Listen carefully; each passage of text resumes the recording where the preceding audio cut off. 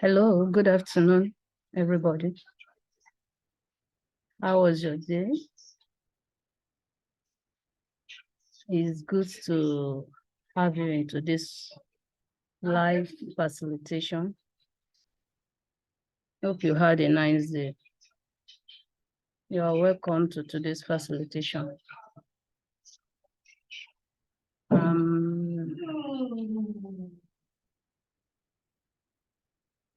I will do a brief review of last week's lesson. Last week's lesson, we dealt on levels of management. And I was able to tell you that we have 3 levels of management. We have the top level management, we have the middle level management, and we have the operational or lower level management. And I was able to tell you the function of each of these management level. The top management level, I told you that one of their functions is that they have a long-term planning. Number 2, they function in handling capital investment decisions. And they also function in organization restructuring. That is the function of the management system, the top management system. The middle management system also have their function, like purchasing, undergoing sales promotion, product planning, and others. The operational management system, their function involve production, dispatching, sales, and accounting. And if you attended last week's facilitation, I was able to tell you that the management system can be compared to the family units. Like the family units, I told you have 3 stratas. One is the mother, it's a level of management system. I mean, the father. After the father, you have the mother. After the mother, you have the children. They have their various activities and various duties. So that is how the management system also carry out their plan. And we also went further to talk about the communication among the management levels. And we are able to come to terms that the management levels can do nothing by passing the other levels. The operational level cannot bypass the middle management level and go to the top management level. Likewise, the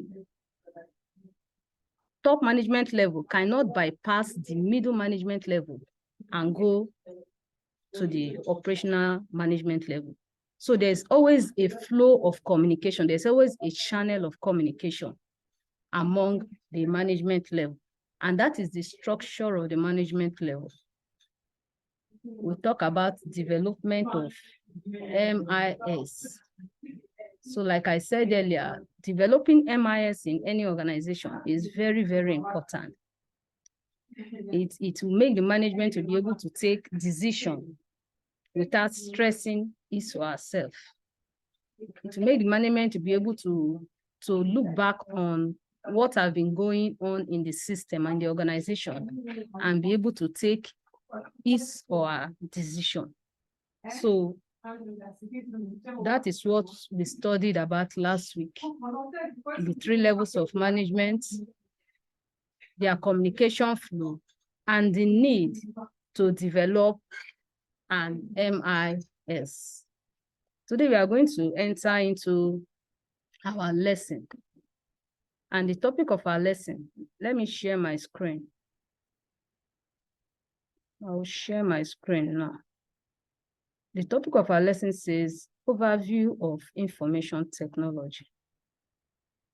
Overview of information technology. Okay, just give me a minute. I want to share my screen. Okay. Okay. Don't know whether you are seeing my screen. Don't know how many of you are seeing my screen. Okay. We are talking about overview of information technology. At the end of this lesson, you should be able to give the meaning of information technology, what information technology is all about. Also, you should be able to state the reasons for information technology, and also list the different areas of application of information technology. Information technology, what is information technology? I know it's not a new word or a new language. It is an in thing now. What is the meaning of information technology? Okay, just give me a minute. I want to bold it so that you see it more. Okay. Information technology is the techniques employed in acquiring, processing, storage, and dissemination of audio, video, pictorial, and textual information with the aid of electronic computing devices and also telecommunication gadgets. You can also define it as the hardware and software used to create, store, transmit, and manipulate information. Information technology is the in thing we have now. And there is hardly anywhere you go that information technology is not there. And there's hardly anything you do that you don't apply information technology. It is the lifeblood of our age today. When you say something is a lifeblood, you know what it means. Let me take your phone as an example. The phone you are using, many of you cannot go out without your phone. Immediately you get out and you observe that, my phone is not there. No matter the length, the length you have covered, you want to go back to pick your phone because it seems as if something has been cut out of you. So that is why we say information technology is the lifeblood of this age. If it is before, I would say, okay, no, but now there is nothing you do. Are you talking about your phone? Are you talking about your internet, data communication? It's all evolved around information technology. Without information technology, all this cannot be used, the devices and tools. So information technology for me is like a bloodline. It's like a blood that is flowing through the system of this our generation. What are the reasons for studying information technology? There are some purposes for learning about information technology. And one of the purposes is to maximize the availability of information. In this age we have, there are many information. There are many types of information. There are many types of processed data. And for you to be able to use them, to maximize it, to be able to use them well, you have to employ information technology. So one of its purpose or one of the reasons for studying it, so that you'll be able to use it you're able to make use of information, available information. And number two, the reason for studying information technology is to save time of service delivery. To save you time. There are many things we do there that now is much more easier. I remember those days, if you want to send letter to somebody that is at, let me say Abuja, that is even close to Kano here. If you want to send message there, you have to write letter, you go to post office to post it. And the letter may say even up to a month before it gets to where he wants to go. But today it's not like that. Information technology have made everything easier. So the time that it will take for the information to get to the person at the other hand have been shortened. So that is why I would say one of the reasons of studying it is so that you should be able to save time of delivery. Now, it doesn't take 1 year, 3 months, or weeks for information to be passed from here to Kano. Within a twinkling of an eye, you can give an information to somebody that is in Kano, or in Abuja, or in Lagos. So it saves service time. It reduces service time. It also reduces cost of running an organization. And that is why MIS is very important in an organization. Yes, it's very costly, but it saves your cost of running. There are many things that we are done manually before in organizations. But when information technology is employed now, it has made the cost to be reduced.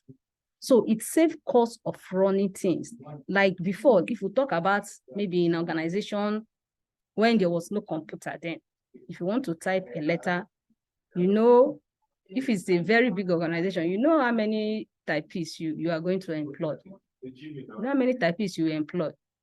And you know also that the rates at which work will be done, it will not be like as it is now. So now that information technology is in organization, it has saved cost of employing, let me say, secretaries. If you want to consider it, instead of employing 2, 3, 4 typists, you don't need many of them now. You can just employ one, because some of these things are what you can do with your computer. If you have your computer, if you had your peripherals, you can be able to do all those things. So it saves costs of running an organization. Information technology also reduces complexity in an organization. Let me rush it. It also helps you to understand how best to use systematic approach in processing and management of information. It helps you to know how to manage information that you have gotten and tell you better ways, the approaches to use for you to be able to manage this information. It also improves on the quality of production. That is what information technology have done. Before, if you type letter using a typewriter, you see the untidiness that the letter will carry. But now, because of information technology, if you type a letter, give a good secretary to type a letter, you see that there will be a big difference. The letter will be neater, it will be well formatted, well arranged, well aligned. And in most cases, there may not be typographical error, because in most computer now, you have these self-editing tools that are in there. So information technology is making things more easier and easier. So now let's pause a bit. Now I want to give you a brain teaser. And number one of them is mention 4 basic terms that can be used to relate to information technology definition. When we define information technology, there are 4 basic terms that are embedded in the definition. And without these 4 basic terms, you will not say information technology have taken place. Mention the 4 basic terms that can be used or that are embedded in the definition of information technology. Okay, I'm waiting.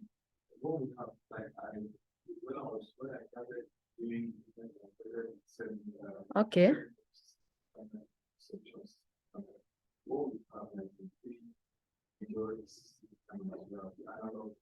Okay, I'm listening.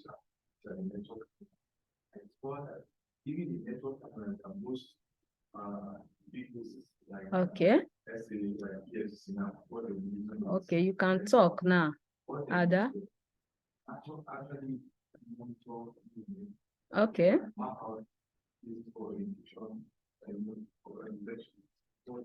Yes. Okay. Any other view? Any other view? Okay, Adam, I can see your hand. You can talk. I'm hearing you, just talk. Okay. Okay, good. So that is number one. Number two, I want to give another brain teaser. From what we have learned so far, explain 3 reasons for studying information technology. Explain 3 other reasons. I explained almost 4 or 5. Explain 3 other reasons for studying information technology. Okay, I'm listening. You can continue, Ada.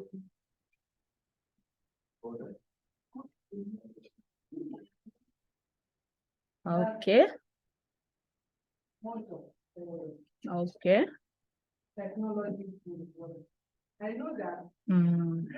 Okay. Any other reason you've given to? Okay. Abdullah. Yes, speak. Okay. I'm listening.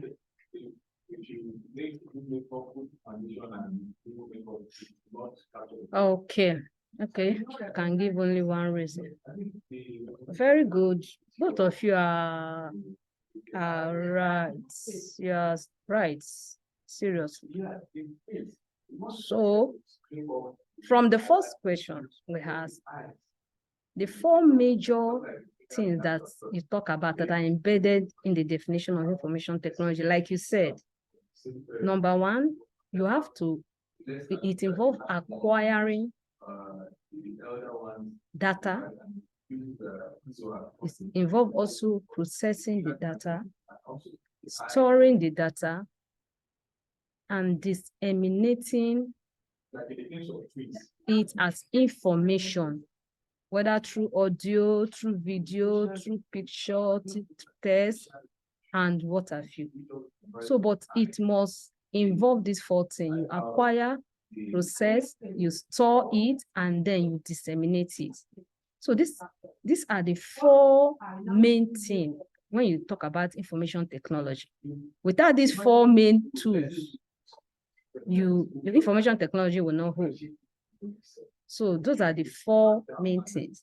Now, coming to other reasons, at least I've said enough. I said about 5, and Abdullah and Ada also you are able to tell us about 2 or 3.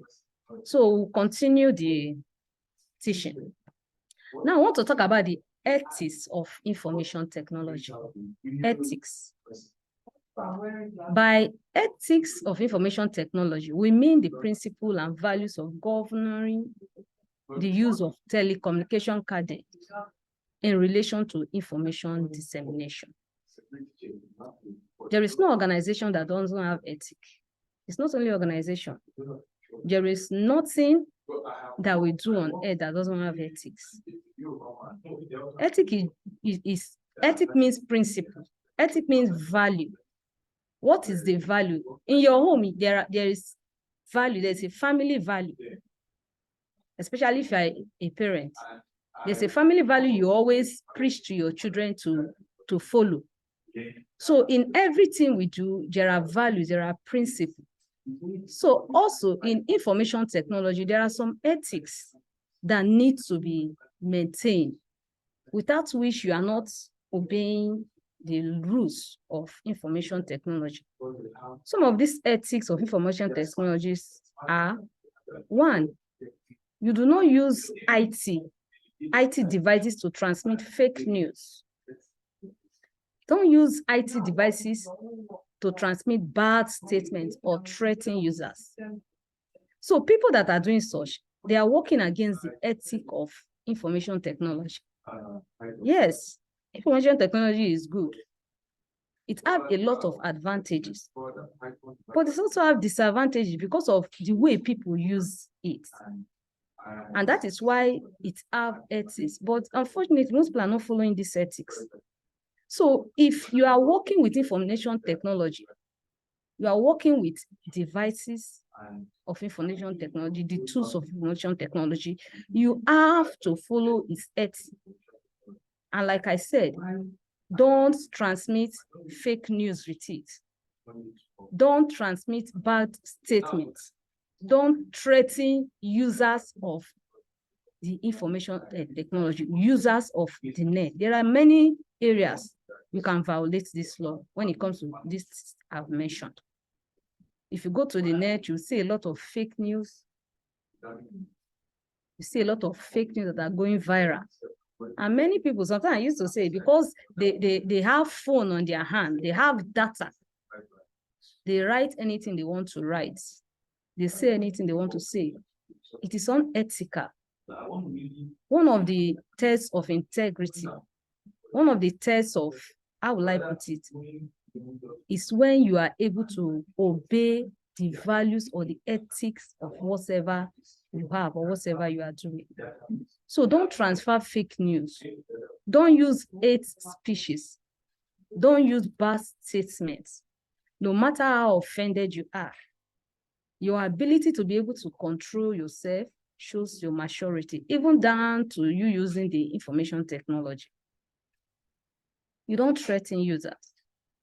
Don't threaten people when you are using it. So that is one of its settings. Another ethic is that you don't use IT devices to steal other people's information. Many of you think, copy and paste. This copy and paste is causing a lot of wahala. Copy and paste is causing a lot of problem. Many people will get news, whether verified or unverified. Before you know, they will start sharing. They will start sharing. It is unethical. One of the ethics is that you should not steal information. You should not steal other people's information. Some people won't go to the extent of getting people's material online. They make it their own and they start selling it. It is unethical. So one of the ethics of information technology is that you don't steal other people's information, other people's data. It is not right. Another ethic is that you do not access file without the permission of the owner.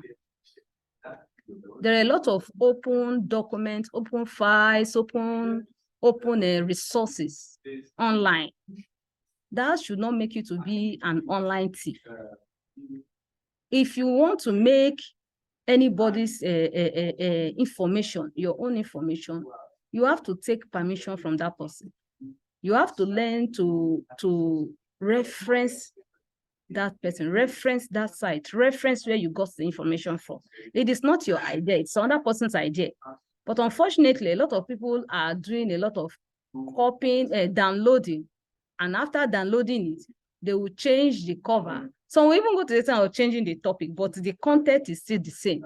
And they will start making money out of it. It is not good. So one of the ethics is that you should not take other people's information. You get permission from them. Another ethic is that you do not copyright software without the author's information. And also respect copyright laws. You don't copy software. It is not your own. It is somebody that sat down and wrote code. And writing of code, writing of software, it's not easy. So why should you start using the person's sweat? So if you know you want to copy, there's a copyright law, copyright policy. You follow it. You don't just stand up and because you have data on your phone or data in your router, you start doing anything you want to do. It is not right. Respect other people's privacy. Learn to respect people's privacy, even on the net. Respect people's privacy. Because we are on the net doesn't mean that everybody should be disrespect. No. Learn to respect people's privacy.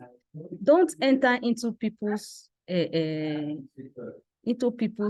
how will I put it? You don't need to enter into people's this. You have to learn to take permission. Don't hack into anybody's account. Because you have opportunity to know somebody's password doesn't mean that you have to open the person's accounts anytime you like. No, that doesn't show that you have integrity. So learn to respect people's privacy. That is another ethic. Don't use users' resources. I've said it. Also complain about illegal communication and activities. Whenever you observe any illegal activities on the net, in your account, complain about it. There are ways you can complain about it. You should not intentionally use IT devices to retrieve or modify information of other people. I've said all those things. So these are the ethics of handling information technology. Now, we want to look about application areas of information technology in information systems. What are the application areas? Which area do we apply IT? Which information system area do we apply IT? There are 3 areas of application of information technology, information system. Number 1 of the areas is office support system. That is one of the areas you apply IT. Data processing is another area you apply IT. End user computing is another area you apply IT. Okay, let me define briefly each of them. The office support system include handling tests, data storage, and referencing. That is the specific area you use it in office support. You use it to handle tests, you type, you copy, you paste, you delete, you manipulate tests. You also use it as for data storage. You store your data so that tomorrow you'll be able to retrieve it with ease. So that is one of the ways you apply IT. You also use it for referencing. You need something you can reference. You can also use it for many, many things. Telecommunication, communicating. Somebody that is not here, you can communicate to that person through information technology. You can do video conferencing. You can do teleconferencing, all to the aid of information technology. So we have several areas to use it. So these areas are the way information technology is as office support system. In data processing, also referred to as transaction processing, it's necessary to ensure day-to-day activities of organizations. You use it to process, use it to record, you operate upon it. It performs daily duties in offices or in organization. Processing of data, you use IT. Ledger keeping, you use IT. Accounts, in preparing salaries, you use IT. Invoicing, you use IT. There are many areas you use it in data processing. Data processing is essential to keep the operation of the organization running smoothly and provide a base for all other internal information support. So it is what we do every day in our organization. And all thanks to information technology. I wonder how it would have been. Yes, those days, people work without information technology, but if you can ask them, they will tell you that the work was very cumbersome, very tedious, because there were a lot of paperwork those days. So many were not really enjoying the work, but it's just that they have no option. But in these days, information technology have made the work more easier, less paperwork. There is no cumberness. Before, if you want to retrieve a file or retrieve somebody's record, you have to carry files upon files upon files, both the closed one, both the archive ones. But today it is not like that. As far as you have everything stored in somewhere, you just to type something and before you know it is out. So information system have made life more easier. So it is used for data processing in day-to-day running of an organization. It is also used by the end user of computing.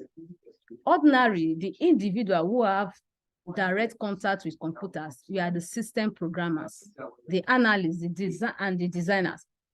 But the advent of personal computers, computer terminals, network of all sorts, user-friendly software, databases, and different utility programs have turned the direction drastically, which in turn has multiplied the growth of end-user computing.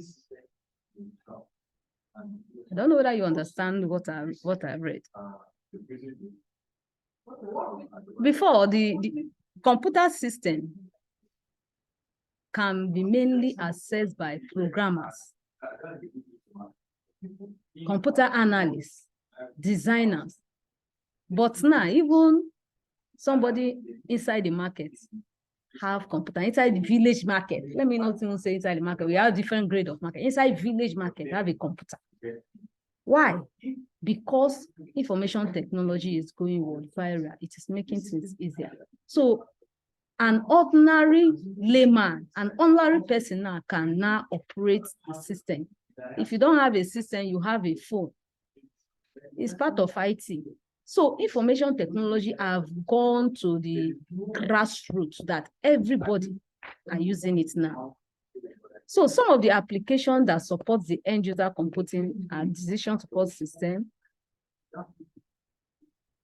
test handling and publishing, computer-based training, end user programming, search and retrieval of information, like I said earlier.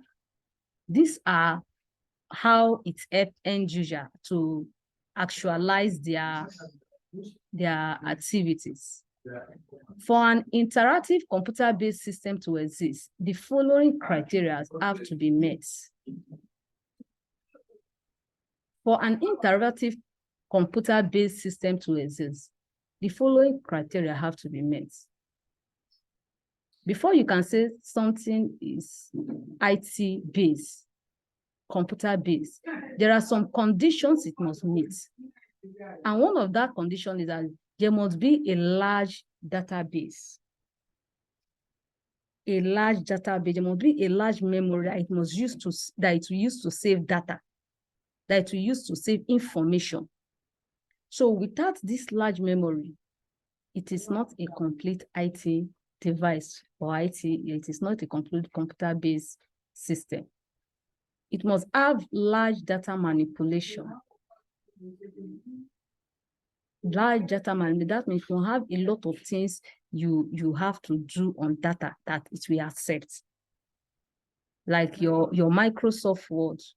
You know, you can do a lot of things on Microsoft Word if you know it very well. You can copy, you can paste, you can design even with Microsoft Word. You can draw table. You can do a lot of manipulations with data. You can sort, you can calculate, you can sum, there are many things you can do with it. So that is one of the characteristics or criteria for an information technology. Another criteria is that complex interrelationship existing among files or record in the database. It must have complex interrelationship. There must be relationship of record in the database. And that is why if you are saving a document, let me use, for example, the Microsoft Word. If you are saving a document, the computer make a provision whereby you can create folders. For example, if you want to save interrelated records, you can save it there. Let me give an example in an organization. In an organization that you have different departments, and maybe you want to create a file, a record for each department. You don't need to start saving everything that comes from various each of the departments into the memory just like that. You have to demarcate the memory, or you have to create folder and name each folder according to the department. If, for example, you have about 3 departments in your organization, maybe you have the admin department, you have the accounts department, which other important department, you have the IT department. And there are documents that come in this department. So when you have created a folder, any document that comes from IT department, you save it into IT folder. The one that comes from admin department, you save into admin. So that is what it is saying. It has interrelated relationship exist among what? The field, that is records in the database. Communication involving many personnel. It can be able to accept communication from different personnel. Like when you talk about the internet, if you are doing any transaction or any work on the net, you cannot tell other people to wait. No, as you are doing your work, somebody somewhere else is doing his or her own work. As you are browsing the net, somebody is downloading one thing or the other, either film, either game, either document. So it accommodates many people at the same time. They can access the information technology at the same time. And in most cases, if judgment is right, judgment is required. So these are some of the applications of information technology. These are some of the applications of information technology. So I don't know. Before we ask questions, I want us to see. I want to give one more brain teaser. Can you mention some other ethics of information technology you know?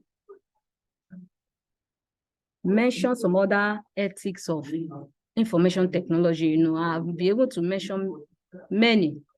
So if you know any other ones, I want you to mention them. Okay, am I seeing somebody's hand up? Okay. Okay, I can see Julina and so Julina, you can speak up. I'm listening. Okay. Okay. Oh, others are hearing. Okay. Okay. Okay.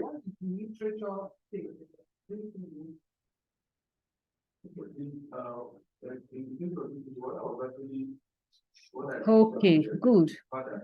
Any other one? Shall mention two and explain. Mention and explain. Two others. Okay. Adamu, you can speak. I'm hearing you.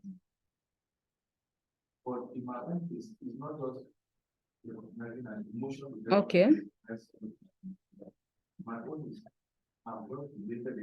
Okay. Good. So we are all right and we are all correct. And I believe that we all here, we are users of information technology. We are users of information technology. Joshua, you just entered now. You just came in now when we are about rounding up.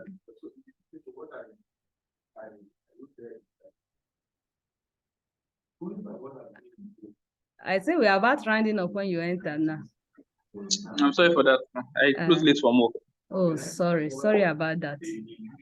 Okay, we are almost done with our teaching for today, but I believe when you go back to the course page, you'll be able to access the video. You'll be able to access the video. Thank you. Yeah, today we talked about overview of information technology. So we are able to learn what information technology is all about. We are able to state the reasons for information technology. And also we listed the different areas of which IT are applied. Yes, we also talked about the ethics of information technologies. So maybe you go back to the video and go through the video to be able to give you everything we talked about. Okay. So I'll call it a day, or do you have anything to say? You say, are you that just came in now? Do you have anything to say? I want to call it a day. But you have not been attending. I've not seen you attended our listen. What happened? So the timing for me. Is the timing. Okay. Yes. Oh, sorry. Sorry. Actually, I don't really know how we can come in terms with the time. I didn't doing you people. If you people can speak up, if it is the timing, we can reschedule. Apart from No, you, but like, this time is okay. This is present it time is okay. okay? It's better for you, It Abi? was 11 to 10 to 11 before. No. It was 5 to 6. 5 to 6 years before. Yes, it was 5 But to this 6. time is okay. It's better, Abi. Okay, I pray that it Yes. will be like that for other people. So, okay, with this, we have come to the end of today's class. Since there's no question, I call it a day. God bless you for attending. So, Josiah, please try and go through the video so that you'll be able to know what we studied about today. And if you have any question, you can also always contact me. My phone number is there, my email is there. So God bless you. Thanks for participating. See you all on Wednesday next week. God bless you.